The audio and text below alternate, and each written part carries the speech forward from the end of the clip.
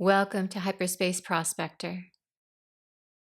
I'll be discussing the High Republic Phase 3 novel, Temptation of the Force by Tessa Gratton. I'm going to read the back cover, which is Avar's amazing message to everyone in the occlusion zone. I bring a message of hope, though it's difficult to hear. But listen, please. Even I am familiar with despair. I know it. That feeling when everything is too much. When the pressure of looking for anything inside of tomorrow is overwhelming. It hurts. I know it too. In times like that, just remember who you are, who you want to be, who you can be. Focus on that. Fight with me if that is who you can be. But if you cannot, you do not have to fight. I won't ask that of you. There are people already fighting for you. For all of us. All I am asking of you today is that you live. Live today and try to find hope tomorrow. This is Jedi Master Avar Chris. Help is on the way. Okay. 1 minute in, I'm already crying. This book is incredible. Her message, while of course it's part of the Star Wars universe and for a specific reason, meant a lot to me as someone who struggles with basically chronic depression. Live today, find hope tomorrow. I'm pretty sure this is going to just turn into a mantra for me on some days, to just sit there and say, live today, find hope tomorrow. If there was nothing else in this book, it would have been worth the read just to find that. But there are so many other things to love about it. These are my running thoughts as I was reading it. Right out of the gate, Porter survived. Acolyte fans, we needed this win. A lot of this book is the romance between Avar and Elzar. I was not on board, but that being said, the writing was great. As much as myself as a not huge fan of romance was like, Hold it. What is this? Are you trying to trick me? Where's the sports? Is this a kissing book? Wait, just wait. When's it get good? Keep your shirt on. Let me read. they did have some cute moments that even I liked. The mead scene was definitely my favorite. For anyone not in the know, Avar and Elzar had a thing when they were much younger. Avar then was like, okay, I'm really worried about attachments and I don't think we should be doing this. So she started just saying no. Elzar was still hopelessly in love. I mean, for obvious reasons, she's amazing. But eventually he was like, okay, she clearly doesn't want this. And I can't risk it myself because I tend to fall to the dark side too easily. So he then went, okay, we're going to stop. Then Avar got to the point of maturity in her own journey as a Jedi to recognize that there is love in all things. Love is expansive and it's safe and it's okay to love another as long as you don't let it consume you and become a major attachment problem. And so she was like, okay, I'm ready. I'm going to go to Elzar and say, let's do this again. And the whole book is that moment of her realizing this, and now he has to make the decision of what can I do? Is it safe for me, who can so easily slip to the dark side, to have a relationship or not? And that's their story. But this moment is the one where she is kind of starting to get the process moving of showing him it's okay to love. She shows up at his quarters with mead and some treats that they used to get when Stellan was still around, and the three of them loved this particular pastry. I think it was a pastry. Did I write that down? I don't remember. It was some kind of a cool bakery thing. he lets his guard down a little bit, especially when she pulls out pineapple juice. Apparently, their thing is mixing pineapple juice and mead. As someone who's a bit of a fan of cocktails and stuff like that, I was immediately intrigued. What does this taste like? There is a meadery in my area about an hour away, so I plan to go out there and probably do a vlog for my vlog channel, pick up a bottle, and then I'm going to find either pineapple juice or a pineapple that I can squeeze and get juice, and I'm going to try this. So look for a future video. Does the cute Avar romantic gesture actually taste good, or is it disgusting? I don't know. Anyway, I thought it was an adorable moment. I do not ship these two at all, but right then I was like, okay, I'll grant you this. I continue to really connect with Elzar. Other than the whole romance thing, we're very much on the same wavelength. I'm deeply connected to the ocean. I think very poor thoughts about myself all the time. His POV chapters are kind of like what the inside of my head is like. When was the last time I did something right? This is the way he thinks about himself. This is the way I think about myself. Being able to kind of examine that in a character is helpful. As some of you who watch my channel probably know, I love Avon. And the fact that she has a Sunveil device now that can get people into the OZ is just so wonderful. I am incredibly proud of her. Throughout this whole book, I was just like, yes, queen, yes. Everything she did. I want her in live action so badly. You do not understand. I need an Avon show. Please, please make an Avon show. It'll be perfect. Because she's a teenager. You can make it like for teens. CW, Star Wars style. My absolute favorite part about this book, though, is that Naboo is in the OZ. Oh, right. For anyone just jumping into Phase 3, the OZ is where Martian Row has put up a storm wall, basically blocking hyperspace travel into certain parts of space. The Sunveil device helps you get through that wall, but it's still very difficult. So these worlds are trapped inside nihil space, basically. I named this channel Hyperspace Prospector because I love the Santecas so much, and having so much of this book about specifically the Santecas on Naboo just made my heart sing. I can't even explain how happy this made me. When I read the first Naboo chapter, because let me show you, this book gives locations at the top of each chapter to help you out. I literally screamed. The poor neighbors, they were probably like, what is happening? Why is she screaming? Well, I read Naboo at the top of a chapter. Okay, Buryaga. Sweetie, we get more details about his time underwater. He was ripping out his own fur to try and send signals that he's still alive.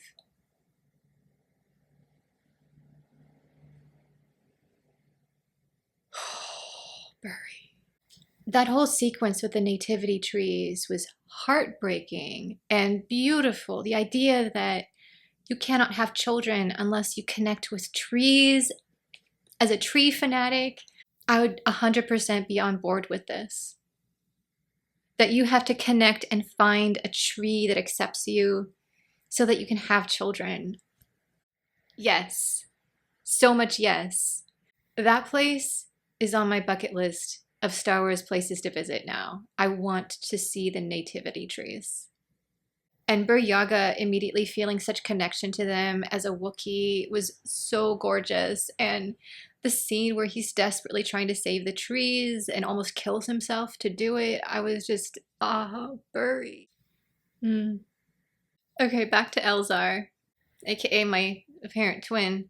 He is now involved with the politics side, which is liaison to the Chancellor on behalf of the Jedi.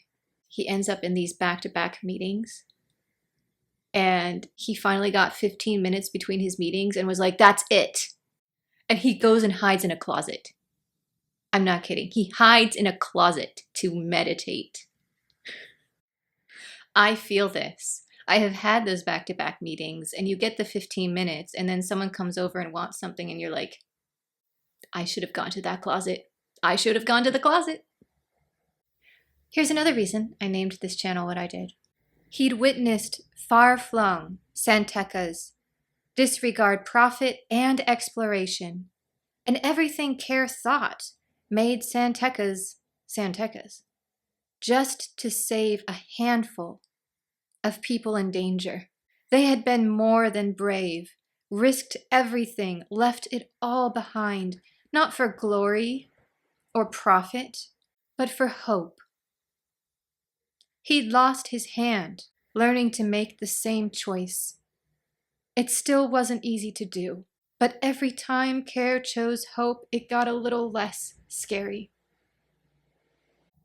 The main reason they're able to do the initial big rescue help mission to Naboo is because they figured out what is the core of being a Santeca.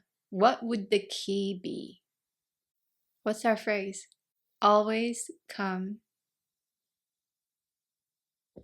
Love of home, love of other people, love.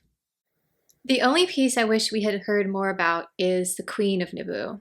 All we know is that the Nihil attacked. She probably used one of the secret passages that we find out about in Phantom Menace, and she and her court vanish somewhere on Naboo. Presumably, she and a handmaiden have also switched places, I would assume. I would have loved at least a chapter or a few paragraphs of what happened to her. All we know is she's fine and in hiding. I'm hoping maybe in a future book, we'll come back to Naboo and hear more about the Queen's adventure, escaping under Nihil rule, because I wanted to know more about that. There's also a moment when Elzar does a meditation that shocked me. Not because it was in any way actually shocking, but because I do this meditation and I came to it on my own without any knowledge of the Star Wars reference to it. And the fact that he is doing it, and it was Orla who taught him how, I couldn't believe this. It's the one where you take a bowl of water, preferably ocean water or water with a little bit of salt in it. You place your hands in it, and you meditate, and you think about all the things you hate about yourself, which for some of us is a lot. And you let them go. Just one at a time. You let them go into the water. What are the odds? It was Fallen Star when I really realized how on the exact same wavelength the two of us are, but this was just a little over the top. Like, the exact same meditation? Now it's just getting creepy, Elzar. Stop copying me. This was also the moment where it shows how important it is to have outside help when you are dealing with so much self-loathing. Elzar is basically of the opinion that he has completely failed. He barely deserves to be a Jedi at all. And here come the council, and they're going, we have an empty seat, and we think it should be you. And he's like, look, let me explain this to you. And he goes to the council, and he like pours his heart out about how awful he's been and all the mistakes he's made, and like goes on and on about all this. And Yoda and the others kind of look at him like, wow, that's a lot. Yeah, we don't share your opinion on that. Yoda has a really brilliant saying that he tells Elzar that really helps him, and I am hoping it helps me too. Your choice it is to revere your mistakes so highly. You're the one putting them on a pedestal. You're the one giving them honor. The council doesn't. We all make mistakes all the time. Elzar's quote is, he had no idea what his face was doing. He was shocked. Yeah, that's basically whenever anyone gives me a compliment in any way, I'm just like, Yeah, I don't think so. Next, I noted down just a few little tidbits that were interesting to me. When Avar was stuck in the OZ, she sold her diadem to buy people food. Elzar had another really sweet moment where he commissioned a new one for her and he added 3 gems to include Stellan. I really liked how present Stellan was in this book. He might as well have been a character. He was just in every scene with us. This book is the closure that we who are Stellan fans needed. Oh, Fallen Star. A fun detail is that when Porter was undercover, he wrapped his lightsaber in cloth because it gleams in the night. And I thought that would be an interesting cosplay to do an undercover Jedi where you have like dark robes and then you wrap your saber in black cloth so that it won't catch the light as you move. That would be a really interesting costume. I also made a note that during the Nihil occupation, they scrawled blue Nihil eyes on the domes. And I could see in my head that scene of, the overhead shot as you go up to Theed Palace and there's all those domes. Imagine those, but with graffiti all over them. And then the reaction to the occupation was interesting. And I think it added more oomph to the Phantom Menace. The rich people pay them huge bribes to leave them alone, basically. The Naboo can't really fight back that well. They don't have an army. And the Gungans stayed in their underwater cities and went, hashtag not our problem. Hashtag don't care. And so we get to the Phantom Menace. And here we have again, the Trade Federation is coming in, occupying Theed. And this time, the Queen herself goes to the Gungans and pleads for their help. I ask you to help us. No, I beg you to help us. We are your humble servants. They would have ignored the situation like they always do, but she got down on her knees. And they saved Naboo.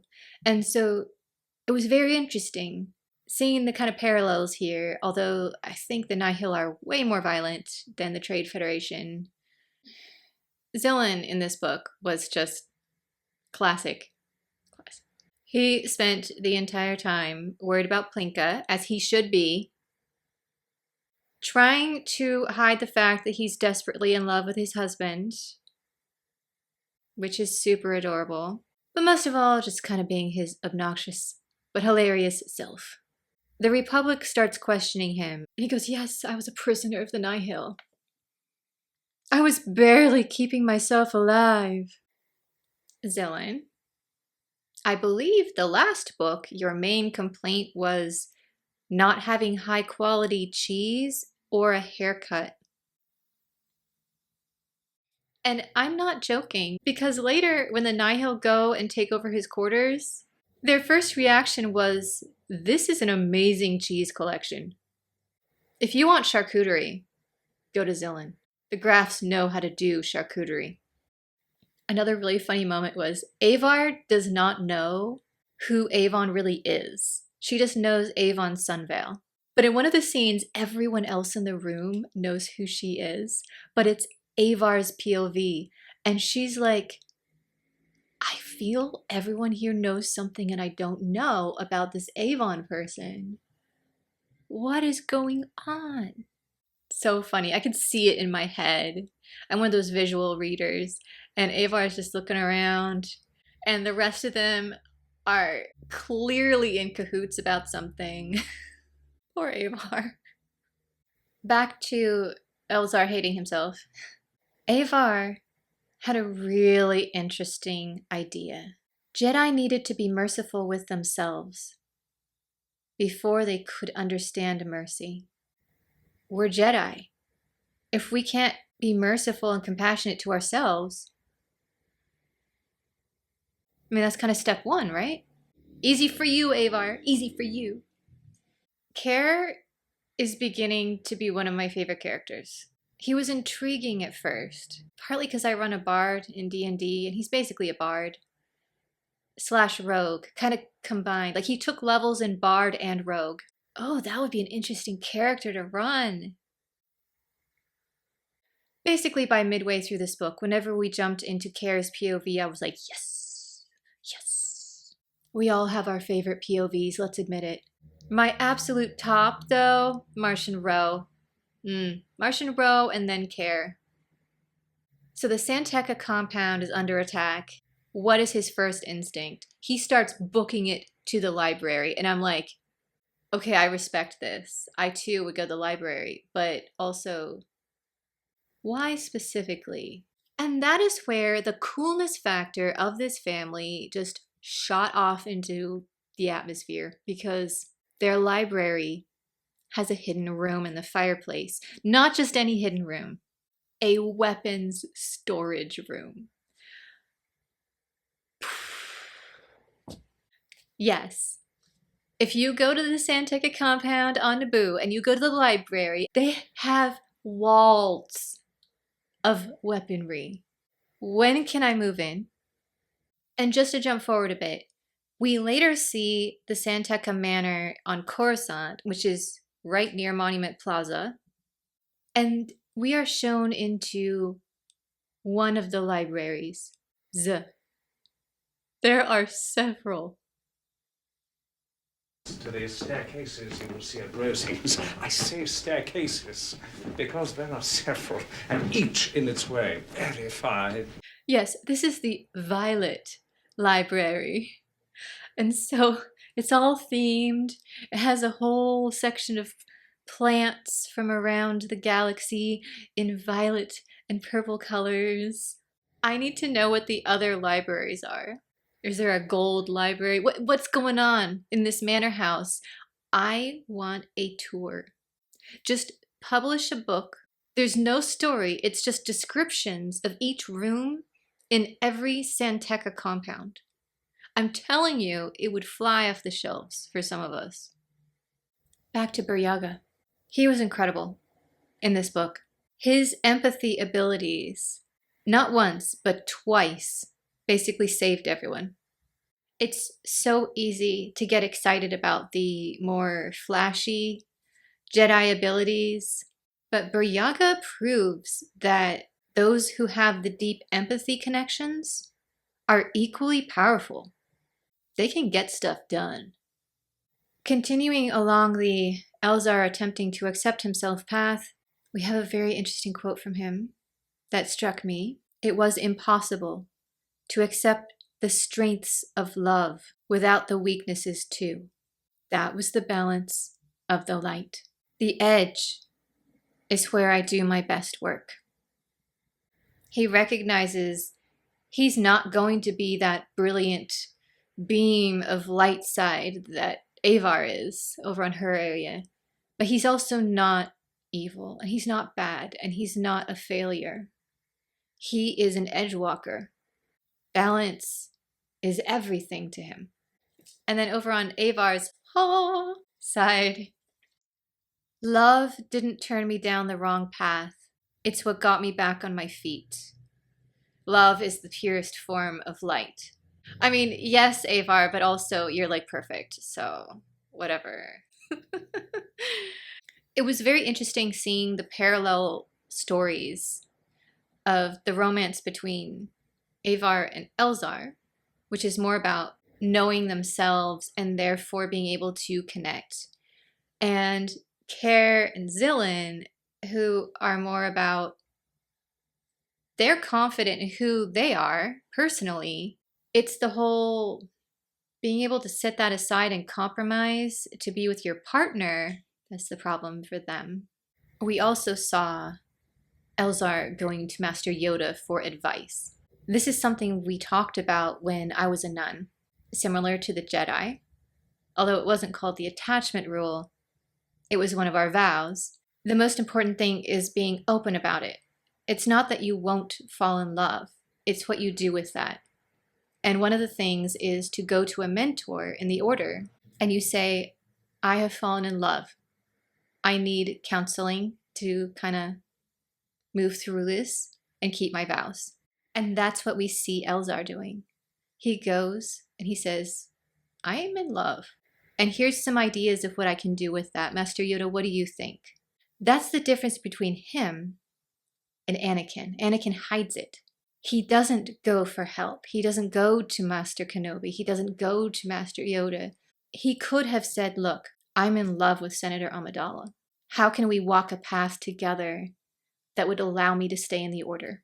Things would have gone very differently had he done this. Just saying. Speaking of paths, we finally know why Mari Santeca came to Vernestra in her hyperspace visions. We know what that path is, I'm pretty sure now. If I'm right, thank you, Mari. The reason it took me so long to read this book, because you're probably like, you got this the day it was released. Why are we getting a video now? I kept rereading chapters. Basically, all the Naboo stuff, I had to reread 10, 20 times. Again, I'm a visual reader, and so I get to watch it like a movie. The liberation of Naboo, the drift of the vectors sweeping through, across the domes exploding, like you're in the vector cockpit, basically, with the characters as it's described. And it is so cool. I would finish the chapter and then I'd be like, that was amazing. All right, let's do this again. So I was just kind of stuck. I love that so many of the RDC personnel volunteered to protect Naboo. When they found out that they were blocked back into the OZ, they could have scattered and just tried to survive. But no, they said, we're going to take a stand here. We're going to hold out as long as we can. What was that message? Fight with me, if that is who you can be. Overall, I really liked the flow and pacing of this story. All the Naboo scenes were outstanding. More Naboo novels, please. I wasn't that keen on the Jedi side of the love story other than the philosophy behind it. I really liked the philosophy. What really riveted me, though, were the Martian Road chapters. I was not expecting that. He is a fascinating character. His headspace, like when he was seeing those visions that I won't spoil for you, oh, I was so excited. His just like single-mindedness when he decides something, he doesn't actually care about power. Everyone sort of assumes that about him because he's leading this huge organization that's taking over the galaxy. They're like, oh, he must want to be in charge. No, he doesn't really. He has his own agenda, his own hobbies. And through this whole book, he's like obsessed with this side quest that everyone is very confused about. His own people, those who are tracking him, they're like, what is he doing? The entire galaxy is in turmoil. There's a war on, and Ro is just like visiting random planets and taking samples. The payoff in the final chapter. That was probably one of the most dramatic endings to a book I have ever seen. I could not help being impressed. Had I been standing near Martian Row at the time when he did this, I would have been like, respect, and we're all gonna die. I cannot believe I'm saying this, but he is definitely in my top 5 High Republic still alive characters. I want more Ro POV. His headspace is fascinating. This is an incredible book. Even if, like myself, you're not keen on romance, it doesn't matter. There's way more going on than that. If you do enjoy romance, you are going to be obsessed with this. Obsessed. Phase 3 is incredible so far.